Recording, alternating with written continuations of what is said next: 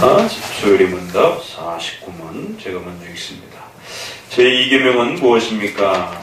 제2계명은 너를 위하여 새긴 우상을 만들지 말며 또 위로 하늘에 있는 것이나 아래 땅의 것이나 땅 아래 물속에 있는 것에 어떤 형상도 만들지 말며 그것들에 절하지 말며 그것들을 섬기지 말라. 나 너의 하나님 여호와는 질투하는 하나님인즉 나를 미워하는 자의 죄를 갚되 아버지부터 아들에게 3세까지 이르게 하거니와 나를 사랑하고 내 계명을 지키는 자에게 천대까지 은혜를 베푸니라.입니다. 이 계명이 명령하는 것은 무엇입니까? 이 계명이 명령하시는 하나님께서 말씀으로 정하신 모든 종교적 예배와 규칙을 받아 지키며 순수하고 완전하게 보존하라는 것입니다. 십계명은 계속해서 말씀드리지만 우리 성도들의 성화의 규범이요 또 삶의 윤리적 기준이라고 말씀을 드렸습니다. 우리 장로교 전통에 있어서는 사도신경을 우리의 신앙으로 고백을 합니다. 그리고 반드시 성도들의 윤리를 가르치기 위해서 또 십계명을 이렇게 매주 예배 때마다 또 강독을 한 문씩 이렇게 또 읽기도 합니다. 거기에 또 주기도문까지 추가하는 데도 있기도 하고요. 그래서 우리가 좀 이제 훈련이 좀 되면 내년쯤에는 십계명도 좀 넣어서 성도들이 끊임없이 이 십계명에 대해서 고민하고 사도신경을 통해서는 우리의 믿음이 무엇인지에 대해서 우리가 바르게 끊임없이 확인해가는 절차라면 십계명은 우리가 어떻게 살아야 될 것인가, 하나님의 뜻이 무엇인가에 대한 중요한 판단 기준을 우리 성도들에게 가르치는 아주 중요한 핵심인 것입니다. 1계명은 하나님만 섬겨야 된다라고 하는 절대적인 우리 기독교의 또 고백이라고 말씀을 드렸습니다. 하나님 외에는 다 거짓된 신이요 존재하지 않는 신이라고 하는 하나님만이 참되고 유일하신 신이라고 하는 이러한 절대적인 명령이요 또 어떻게 보면 아주 배타적인 명령이지만 하나님만이 진짜 신이기 때문에 이것은 다른 종교와 협상할 수 있는 그런 문제가 아니라는 것입니다.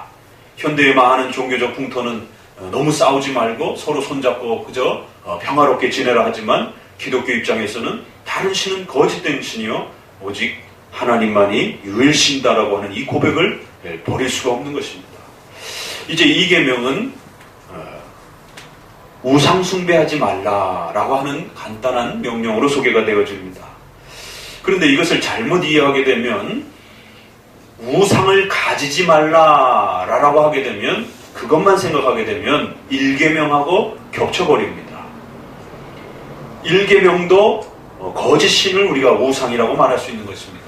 그런 차원에서 단지 2계명이 거짓 신을 가지지 말라라는 이런 뜻이라면 그건 1계명하고 동일한 뜻이 되어버립니다. 결국 2계명은 하나님을 섬기되 하나님을 올바른 방법으로 섬겨라 라는 그런 뜻입니다. 예배의 방법론에 대한 아주 중요한 원리를 담고 있습니다. 어떻게 예배를 드려야 되는지, 첫 번째는 하나님을 섬겨야 된다라고 하는 명령이라면 두 번째는 그 하나님을 어떻게 섬겨야 될 것인가에 대한 예배에 대한 중요한 원리를 담고 있습니다. 이 계명이 가르쳐지지 않음으로 인해서 오늘날 한국교회 안에 어마어마한 예배의 변질과 혼동이 한국교회 안에 들어온 것을 보게 됩니다.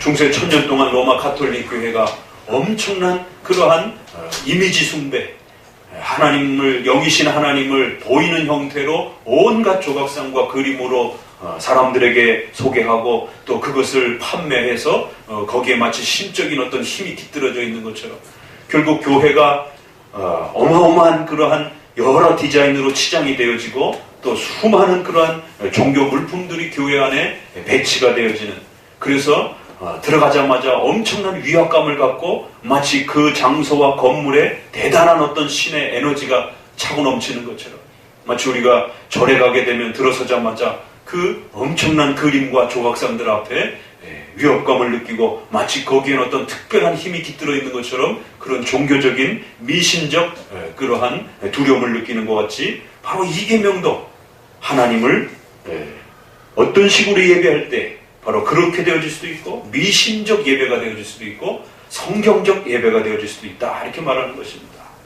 그래서 종교개혁가들은 이 계명을 목숨처럼 여기면서 그 시대 당시에 종교개혁을 단행할 때에 오직 믿음으로 라고 하는 구원론에 대한 이 종교개혁도 단행했지만 그 다음은 오직 하나님께의 영광을, 그리고는 교회를 고람되어라라고 하는 표를 외치면서 하나님 앞에서 우리가 있다라고 하는 것은 그런 어마어마한 건물 앞에 있는 것이 아니라 영적인 하나님 앞에, 그것을 본질로서 하나님 앞에 무릎을 꿇는 것이지, 하나님의 말씀 앞에 무릎을 꿇는 것이지 외적인 그런 화려함 앞에 무릎을 꿇는 것이 아니다라고 하는, 그래서 중세시대에 로마 가톨릭이 만들어놨던 수많은 이미지적 형상들을 없애는데 온 힘을 기울였던 겁니다. 결국 이 계명은 형상에 대한 문제입니다. 우상을 만들지 말라. 그 뜻은 무엇이냐? 형상을 만들지 말며, 그 형상이란 무엇이냐? 하늘에 있는 것이나 땅 아래에 있는 것이나 사람이나 짐승이나 그 어떤 형태로라도 하나님을 형상을 시켜서는 절대로 안 된다는 것이. 왜냐하면 하나님은 영이신 하나님이기 때문에 반드시 하나님이 가르쳐주신 말씀을 통해서만이 가르쳐줘야 된다는 것입니다. 오늘날 많은 이 종교 지도자들이 헷갈려하는 것은 성경을 그림으로 영상으로 가르치려고 하는 이런 많은 시도들이 있습니다. 그럼 하나님은 왜 히브리어라고 헬라어라고 하는 이 고대 근동어로 하나님의 뜻을 우리에게 기록해놨느냐 말이에요. 이건 근원적인 물음입니다. 그림 수십 장으로 이것을 모아놨다라면, 아니 3,000년 전, 5,000년 전에 이것을 카메라라고 하는 것이 발명을 할 수 있도록 하나님이 창조하셔서 아예 영상으로 그렇게 하나님이 남겨주셨다라면 자자손손 대대로 우리는 3D로 영상으로 하나님이 누구신지, 하나님의 뜻이 무엇인지를 훨씬 쉽게 배웠을 것입니다. 그런데 하나님은 히브리어라고 하는, 헬라어라고 하는 고전어로 문자로 성경을 기록하셨고, 또 그것을 각 나라 언어로 또 번역을 해야 되는 이런 엄청난 수고와 또 이런 노력들을 통해서 성도들이 하나님의 말씀을 읽으면서 그 말씀에 맞춰서 예배를 드리도록 하신 것이죠. 하나님은 결코 어리석은 것이 아닌 것입니다. 전도에 미련해 보이는 것 같지만 바로 이것이 하나님의 방식인 것이에요. 결코 이미지로서, 형상으로서 성경을, 하나님을 그렇게 자녀들에게, 신자들에게, 새신자들에게 가르치게 되면 큰일 납니다. 하나님을 가시화된 눈에 보이는 그런 존재로 이해하게 되는 것입니다. 그렇기 때문에 이러한 예배적 원리를 정확하게 잘 지키는 자들에게 그의 자자손손 대대로 복을 받게 할 것이고, 또 그것을 어기는 자들에게 엄청난 벌이 임할 것이다. 이 계명은 상당히 많은 설명이 따라붙어 있고, 또 거기에 대한 아주 엄청난 경고가 따라붙고 있습니다. 이 계명의 이러한 특수성이 도대체 무엇을 우리에게 가르치는 것인가? 1계명부터 4계명은 기독교의 신앙 윤리를 가르치는 것입니다. 윤리에는 신앙 윤리가 있고, 신자로서의 윤리가 있고, 교회로서의 윤리가 있고, 5계명부터 나머지는 일반 생활의 윤리가 있는 것입니다. 교회 생활을 하면서도 윤리적, 도덕적, 올바른 예의를 갖춰야 되는 것입니다. 그래서 하나님 앞에 어떻게 예의를 갖춰야 되느냐? 바로 하나님을 예배할 때는 함부로 예배하지 말고 하나님이 가르쳐 주신 대로 예배해야 된다. 이 계명은 바로 하나님은 영이시기 때문에 절대로 하나님을 이미지화시키지 말고 하나님이 가르쳐 주신 종교적 모든 예배의 규범과 질서들을 순수하고 완전하게, 소위 문답에서는 그 단어의 부사와 동사와 이런 형용사의 반복적인 표현이 굉장히 중요하다고 말씀을 드렸습니다. 거기에 신학이 실려 있습니다.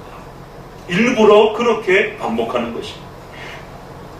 성경에서 가르쳐준 그 예배적 규범은 시대가 바뀐다고 해서, 나라가 바뀐다고 해서 바꿔서는 안 됩니다. 그건 모든 시대의 모든 나라가 동일하게 하나님 앞에 지켜야 되는 그런 규범이라는 거예요. 그래서 성경이 가르치는 것은 순수하게 지키라는 것이에요. 거기다가 자꾸 다른 거를 넣으려고 하지 마시라는 거예요. 빼려고 하지 마시라는 것이에요. 완전하게 지키라는 것이에요. 완전하게 지키는 건 어떤 것입니까? 거기다 뭔가를 변형을 시키는 것이에요. 성경적인 교회 찬송의 원리가 있습니다. 왜 장로교는 지난 수백 년 동안, 아니 지난 수천 년 동안 초대교회 때부터 왜 시편을 찬송해 왔겠습니까? 이 어렵고 불편해 보이는 이러한 시편 찬송을 왜 지난 2000년 동안 고집해 왔겠습니까? 한국 장로교회가 왜 130년 동안 시편 찬송을 불러왔겠습니까? 그것은 완전하게 보존하는 이유 때문인 것입니다. 거기에 다른 방식으로 현대 멜로디와 쉬운 멜로디와 훨씬 정서를 자극할 수 있는 비트가 빠른 그러한 멜로디로 얼마든지 변형할 수 있는 것입니다.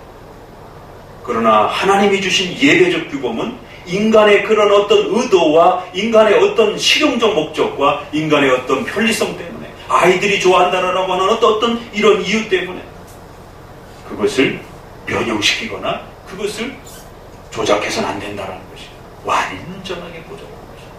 그러니까 보존하는 방식에 있어서도 몇 가지 설명이 따라붙어야 되는 것입니다. 이제는 더 이상 장로교 찬송을 쉽게 구경해 볼 수 없는 그런 시대에 우리가 살아가고 있습니다. 적어도 우리가 장로교에서 어떤 찬송을 불렀는지, 어떤 설교를 했는지, 왜 장로교 설교는 설교가 긴지, 왜 장로교 설교는 본문 설교를 안 하는지, 여기저기 몇 가지 본문만 뽑아서 성도들에게 소개를 합니다. 연초에 성도들에게 제비뽑기를 합니다. 전부 복받는다라고 하는 그런 말씀들밖에 없어요. 그래서 거기에서 순수하고 완전하게 하나님의 말씀을 듣지 않는 것입니다. 자기가 듣고 싶은 복 주신다라고 하는 그런 말씀들만 가려 뽑아서 그것을 한 해 동안 하나님 주신 말씀으로, 이게 무슨 세점 뽑는 것도 아니고, 그래서 수많은 신학자들과 장로교의 신학자들이 그런 행위는 미신적이고 샤머니즘적인 그런 행위가 될 수 있다라고 교회 안에서 절대로 들어오면 안 된다라고, 성경 말씀을 전체를 읽어야지. 이사야 말씀, 오늘 예레미야에서 읽었던 말씀 보세요. 얼마나 두려운 말씀입니까? 내가 너희의 집안과 너희의 나라를 초토화시키고 너희의 자녀들을 죽일 것이고 너희의 가족들을 죽일 것이다라는 것이에요. 너희가 회개하고 너희가 돌이키지 않는다라면 나를 버렸기 때문에 나도 너희를 버릴 것이다라는 거예요. 이런 말씀 읽으셔야 되는 겁니다. 그런데 본문 설교를 하게 되면 성도들이 즐겨 들을 만한, 성도들이 기분 나빠할 수 있는 그런 죄와 심판과 지옥과 종말에 대한 이런 부분들은 잊고 설교하지 않게 되는 것입니다. 그래서 장로교회는 창세기부터 계시록까지 어떤 한 권을 택하게 되면 싫든 좋든 모두가 함께 그 말씀을 읽으면서 고민하면서 도대체 그 뜻을 통해서 하나님이 무엇을 가르치는지에 대해서 들으려고 했었던 것입니다. 그게 강의 설교인 것입니다. 장로교의 찬송은 다른 것입니다. 장로교의 기도는 다른 것입니다. 장로교의 또 축도는 다른 것이, 장로교의 헌금 올리는 다른 것이, 장로교회의 또 이러한 성경 읽기는 다른 것입니다. 교동문도 역시 마찬가지로, 교동문 보세요. 어디 벌 받는다라고 하는 그런 항목이 있는가? 전부 다 복 주신다라고 하는 이러한 성경의 구절들을 따로 뽑아가지고 그렇게 성식교독하도록 그렇게 작업을 해놓은 것이에요. 어느 순간부터. 그건 감리교와 그러한 성결교와 다른 교단에서 했던, 오순절 교단에서 했던 방식입니다. 장로교는 구약과 신약 하나씩 택해서 성도들이 차근차근히 읽을 수 있도록 성경 강독을 했던 것입니다. 모든 종교적 예배와 규칙을 받아서 잘 받으셔야 돼요. 그리고 그걸 지켜가시라는 것입니다. 지키는 데 있어서 순수하고 완전한 방식으로 지키시라는 겁니다. 그게 다소 불편해 볼 수 있어요. 장로교의 예배는 그래서 많은 사람들이 손가락질을 합니다. 장로교는 맨날 거룩이라고 하면서 조용하고 엄숙하고 단순하고 좀 더 액티브하고 막 액션적인 이런 부분이 없다라는 거예요. 예, 장로교는 그런 모습이 없습니다. 왜요? 2000년부터 종교개혁 500년 전부터 한국 장로교회 130년부터 우리 선조들이 가르쳐준 그 예배의 모습이 그런 것이었는데 그걸 함부로 고치지 않았다는 것이죠. 장로교회 안에서 드럼을 친다든가 이러한 여러 신디사이저를 이런 걸 한다든가 장로교회 안에서는 구경을 해볼 수 없었습니다. 장로교에서는 그저 피아노나 오르간 하나 가지고 단순하게 단초롭게 그렇게 사람의 마음을 자극시키지 않는 그저 잘 마음을 가라앉힐 수 있는 정도로 그렇게 지난 2000년 동안 찬송을 불러왔던 것입니다. 그런데 어느 순간에 현대음악이 동원되면서 엄청난 비트를 동원해서 엄청난 북소리를 동원해서 사람들을 흥분시키는 그러한 찬양 형태로 돌변이 되어버린 것입니다. 이건 한국교회 130년만 찾아봐도 80년 전, 70년 그 앞세에서는 찾아볼 수 없는 그런 모습이었습니다. 우리의 할아버지와 아버지 세대들이 보면서 깜짝깜짝 놀라는, 언제 예배가 이렇게 되었는가. 이 계명은 바로 예배에 대한 우리 전통적인 장로교의 중요한 원리. 우리 종교개혁가들이 종교개혁 500주년을 맞이해서 종교개혁가들이 무엇을 개혁하면서 가톨릭과 목숨을 걸고 싸웠는가. 가톨릭 예배는 어떻고 장로교 예배는 어떤지를 잘 고민해 보셔야 되는 것입니다. 왜 우리가 자꾸 가톨릭 예배를 쫓아갑니까? 지금은 가톨릭 성당이나 교회나 구별이 안 되는 것입니다. 들어가면서 그 행사되어지는 많은 예배적 절차들이 구별이 안 되는 것입니다. 적어도 종교개혁은 종교개혁의 예배적 전통과 원리가 있는 것입니다. 오늘 이 계명을 다시 한번 깊이 마음에 새기셔서 하나님이 주신 예배, 하나님이 주신 종교적 예배의 규범들을 잘 받아 지키는 것이 얼마나 소중하고, 하나님은 그렇게 드려지는 예배만을 하나님이 기뻐하는 예배로 받으시겠다라고 말씀하시는 것이지, 인간의 편의와 편리를 따라서 인간의 실용적 목적을 따라서 만든 예배를 하나님은 받으시는 것이 아니다라고 이 계명을 통해서 우리에게 분명한 그 선을 정리해 준 것입니다. 다시 한번 깊이 이 계명을 따라 성경적 예배를 또 회복해 가시는 우리 성도들 되시길 주의 말씀으로 권면을 드립니다. 기도합니다.